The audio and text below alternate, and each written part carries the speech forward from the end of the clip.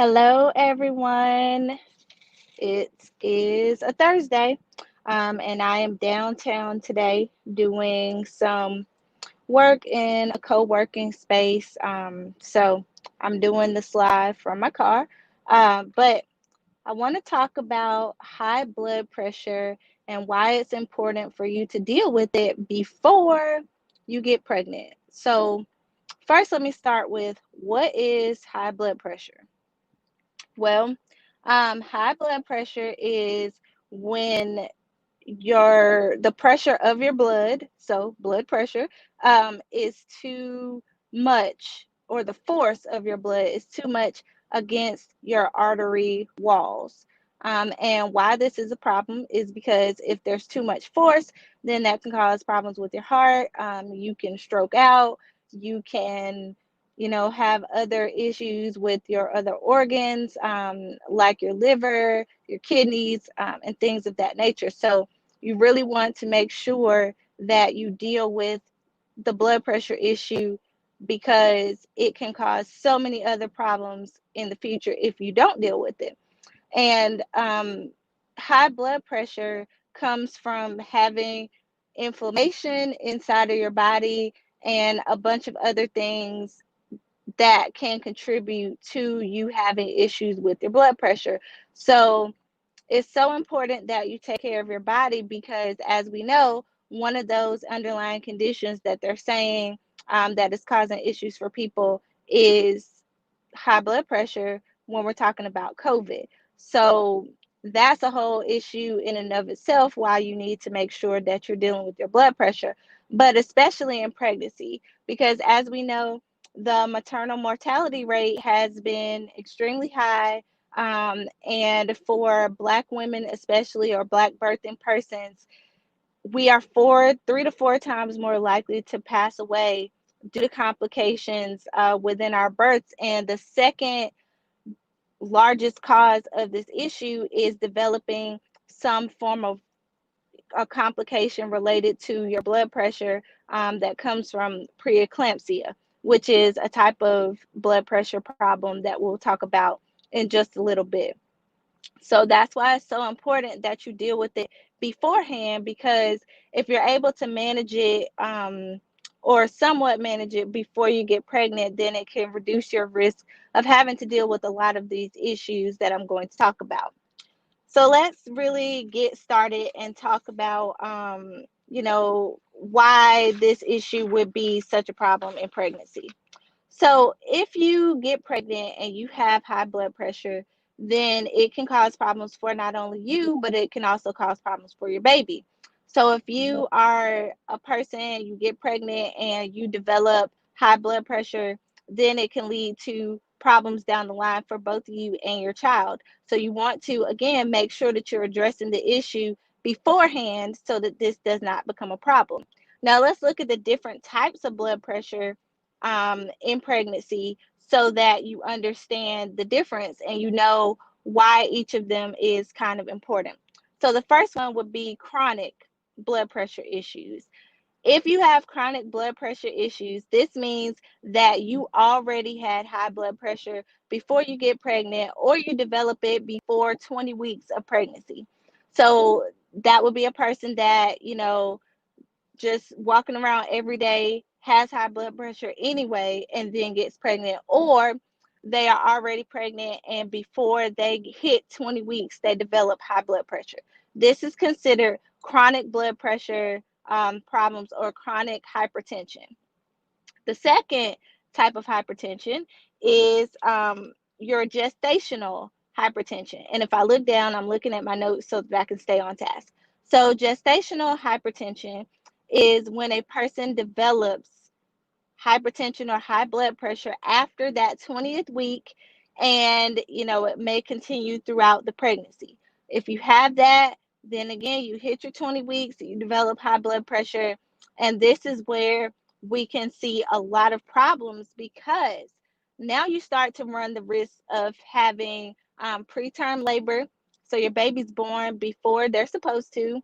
And you can have placenta abruption, where your placenta detaches from your uterine wall which can cause all sorts of issues for the birthing person. You can also develop problems with your kidneys. Your organs can start shutting down. You can go into seizures and all sorts of problems if you develop this gestational hypertension. And it can lead to preeclampsia, which is even more of a problem. So, preeclampsia is when a person has normal blood pressure before and probably throughout most of the pregnancy, and then all of a sudden they just get this blood pressure spike.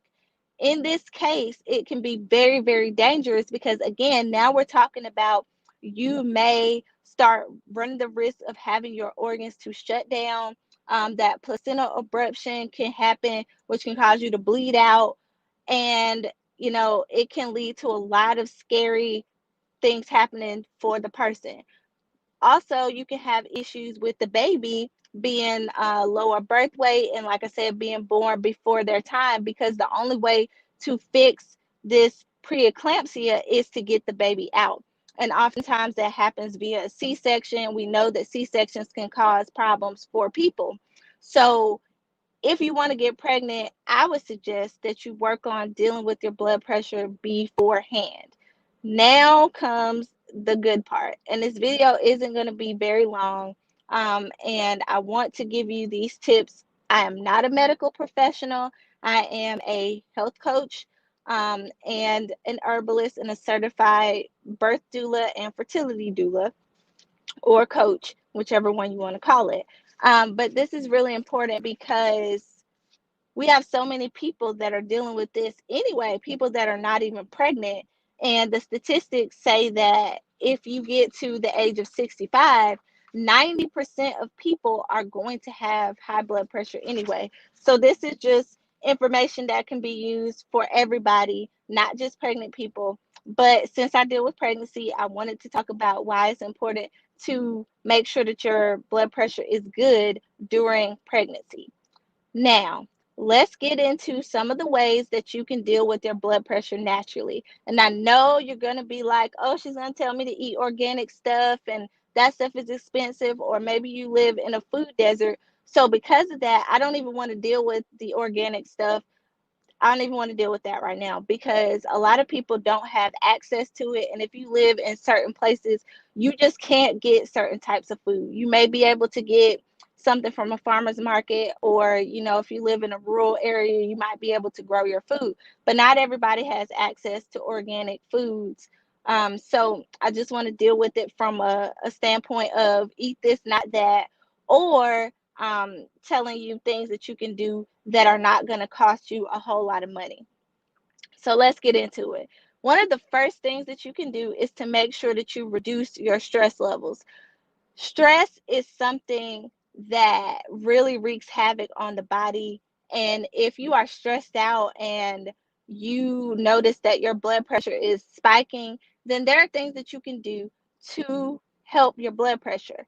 And I know that a lot of people think that yoga and meditation and all those things are spooky and weird, and there's a whole weird issue with that in the church. But I just want to put in this plug that there are ways to do meditation that do not cause you to have to deal with any other types of uh, divine entities or anything like that. In fact, the Bible talks about meditating, and there's nothing wrong with you doing some type of deep breathing or stretching. So there are ways that you can reduce your stress levels without you having to fool with other divine entities. And I would suggest that you start with 5 minutes of meditation or deep breathing. You can think about a scripture if that makes you feel better, and just sit there and really think about that thought and kind of relax yourself. Do some deep breathing, take some deep breaths, and allow yourself to really relax. Start with 5 minutes a day and see how you feel. Work your way up to maybe 7 minutes, and then get to a point where you can get to 10 minutes a day of just relaxing and deep breathing and being able to really center yourself, ground yourself, and focus on the Most High, or, whatever God it is that you might believe in. But really, really just get yourself to a place of being relaxed and stress free. So that is my first tip to reduce your stress levels. If you can't find the time to meditate, do things like exercise. Exercise can reduce your risk of having high blood pressure, and it can help to lower your blood pressure, because in a lot of cases, people are not getting enough oxygen. They're not getting enough exercise due to not doing anything. So, if you can, just start with 5 to 10 minutes a day of walking around your office building. If you're at an office, most of us are not because of COVID. If you're at home, walk around the house, walk around the yard, do something that's going to get your body moving so that your heart can, get pumping and that blood flow can get there, and you can really, really help your body to be able to deal with the stress that it's going to have from your job, from your family, from whatever it is.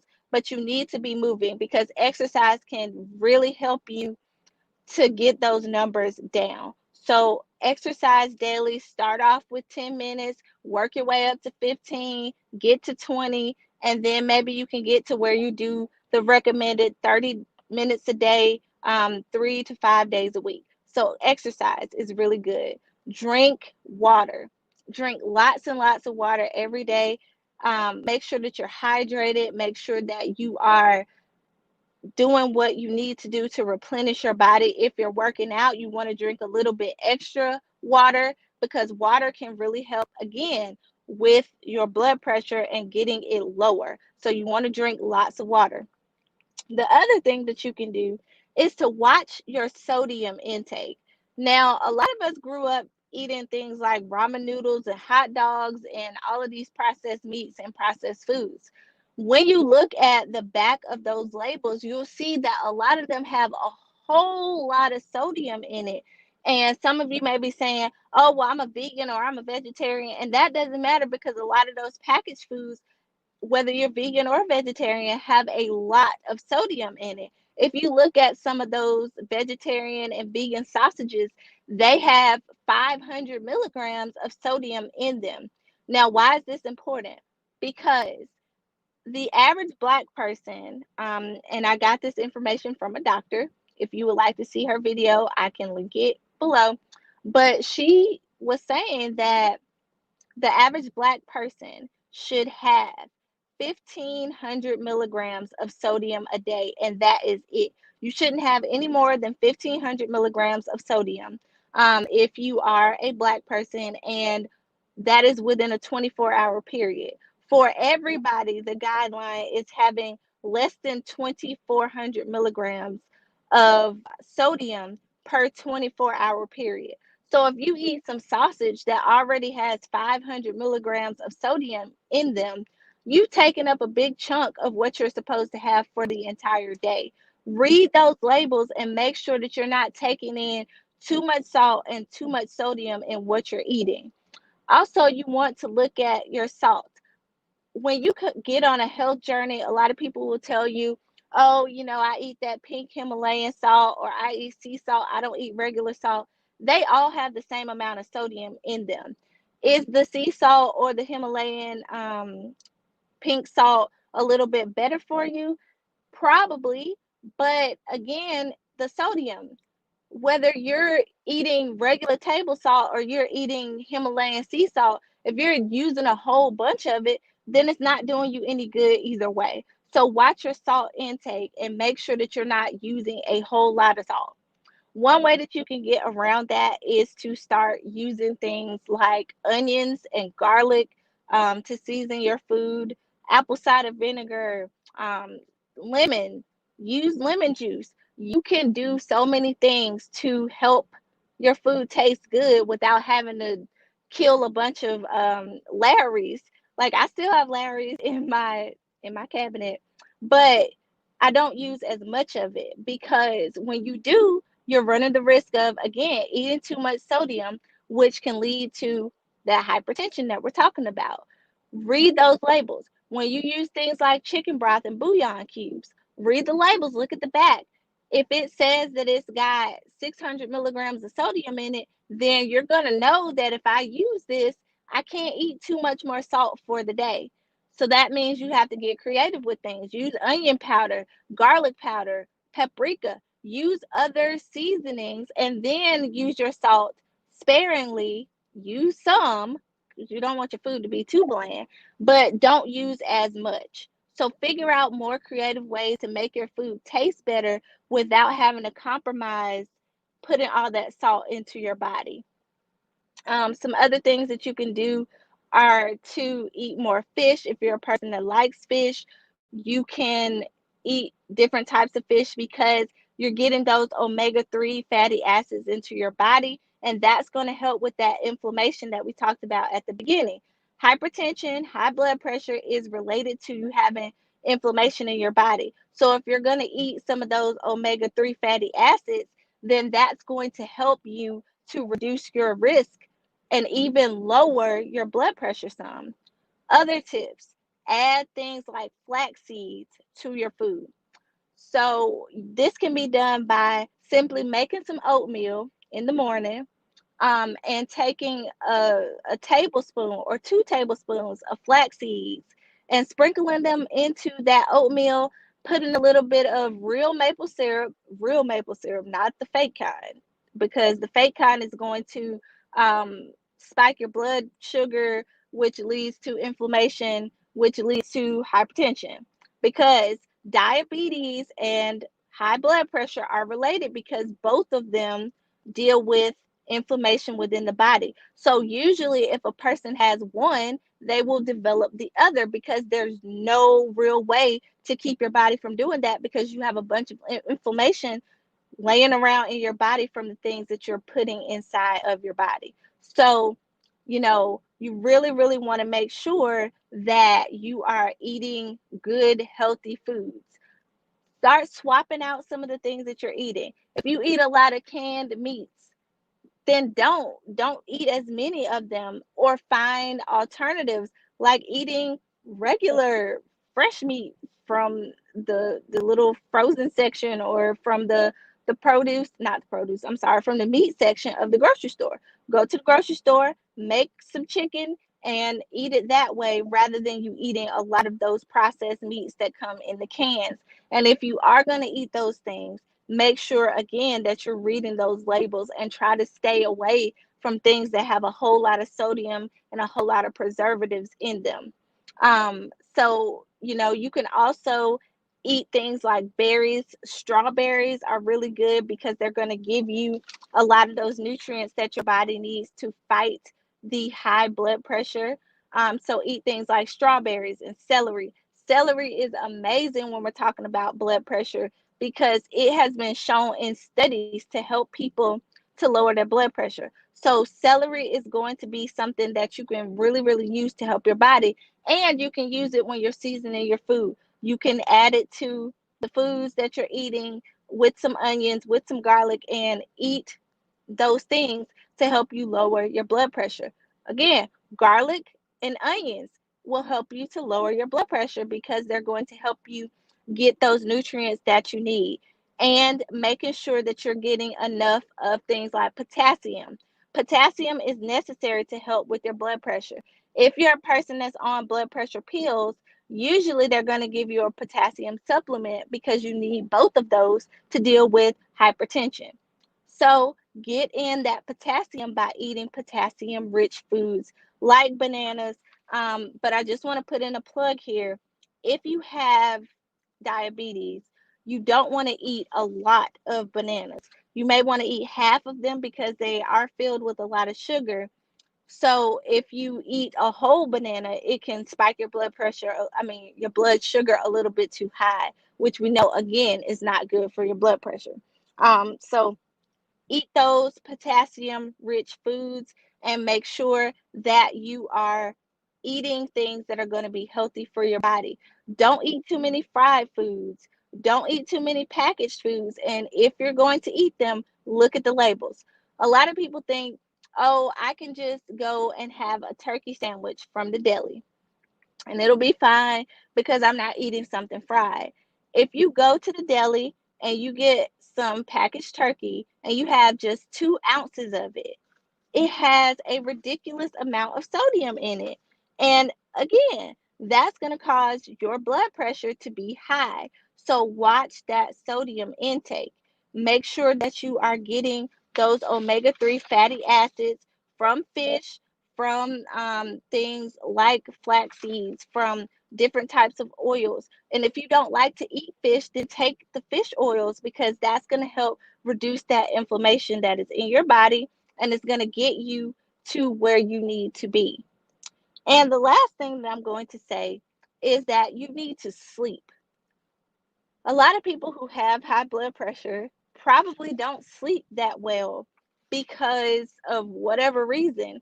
But if you're not getting enough sleep, then your body is not functioning the way that it needs to, and your heart is having to work a lot harder than it needs to have to work. So you need to make sure that you're sleeping at night.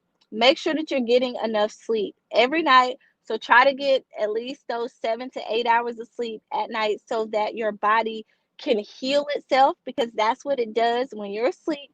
It heals itself, it cleanses itself, and it rejuvenates. You need sleep every single night. You need the proper amount of sleep. And if you don't always get it, then try to make it up by maybe taking a nap or doing something that can help you to, again, relax and get those stress levels down and help your body to be able to heal. Now, that was the last thing that I was going to say about lifestyle. Now, let's talk about supplements. Again, I'm not a medical doctor, but here are some of the supplements that studies have shown will help you with your blood pressure. The first one that I'm going to talk about again is fish oil. We said that before. Fish oil is great for reducing that inflammation in your body, and it will help you to lower your blood pressure. The second thing is CoQ10. CoQ10 is um, going to help you again to reduce your blood pressure because it's got lots of antioxidants in it, and antioxidants are very important. And it's going to help reduce that pressure that is coming against the walls of those arteries within your heart, and that's exactly what you need to happen. So CoQ10 and fish oil are very good for that.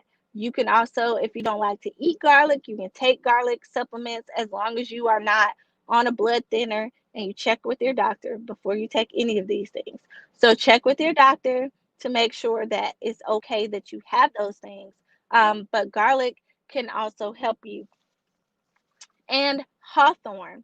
Hawthorne is an herb, and you can find it in most of your local grocery stores in this tea, hawthorne and hibiscus tea.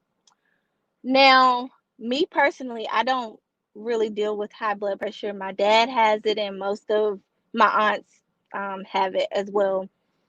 So, what I like to do is to drink a cup of hawthorn and hibiscus tea every night before bed. The best time to really drink that tea would be around 11 a.m. to 1 p.m. Why? Because this is the time in which your heart is working. And if you study anything in Chinese medicine, there are times throughout the day in which each body part is kind of cleansing itself and rejuvenating itself and really working to get to where it needs to be. So if you drink that tea and maybe are able to take 5 minutes to rest during that time, that can really help you. But if you can't do that, then drink it at night before you go to bed, and it can help a lot with reducing your blood pressure. So I really hope that this has been helpful for you guys. If you have any questions, please let me know. But it's so important that you deal with the hypertension before you get pregnant, because if you don't, then you run the risk of being one of those people that we have to see as a hashtag. And, you know, it's not just one thing that contributes to the maternal mortality rate, because you can have healthy blood pressure, you can be completely healthy and still not make it out.